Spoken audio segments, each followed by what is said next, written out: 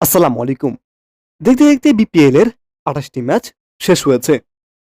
আর আজকের দিনে প্রথম ম্যাচে দুর্দান্তভাবে জয়লাভ করে প্লে-অফে টিকে রইল ঢাকা ক্যাপিটালস। অন্যদিকে রাতের ম্যাচে দুর্বার রাজশাহীকে হারিয়ে প্লে-অফ রণকে নিশ্চিত করে ফেলেছে চিটাগং কিংসও। তো দেরি না করে একাদশ দেখে নেব বিপিএল এর ২৮তম ম্যাচ শেষে পয়েন্ট টেবিলে কোন দল কোন অবস্থানে রয়েছে। চলুন দেখে নেই এক নজরে। পয়েন্ট টেবিলে টনিতে রয়েছে সিলেট স্ট্রাইকার্স। ৮ ম্যাচ খেলে ২টি ম্যাচ জয়লাভ করে এবং ৬টি ম্যাচে হারার ফলে তাদের পয়েন্ট এখন ৪ এবং তাদের net run rate -১.৮১৯।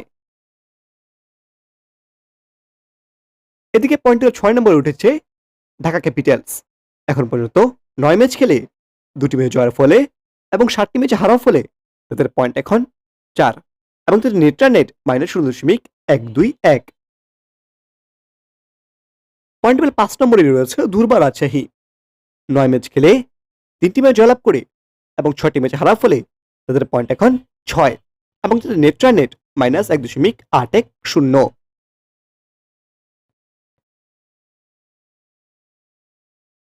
Point table ৪ নম্বর রয়েছে খুলনা টাইগার্স। ৭ ম্যাচ খেলে ৩টি ম্যাচ জয়লাভ করে এবং ৪টি ম্যাচে হারার ফলে তাদের পয়েন্ট এখন ৬ এবং তাদের নেট রান রেট +০.০২৭। এদিকে পয়েন্ট টেবিল ৩ নম্বর রয়েছে ফরচুন বরিশাল।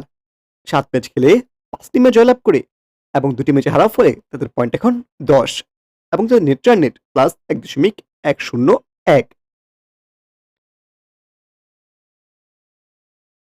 এদিকে পয়েন্ট টেবিল ২ নম্বর এসেছে চিটাগং কিংস।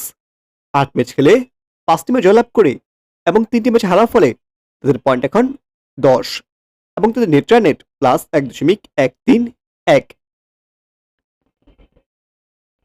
এবং পয়েন্ট টেবিলের শীর্ষে রয়েছে রংপুর রাইডার্স।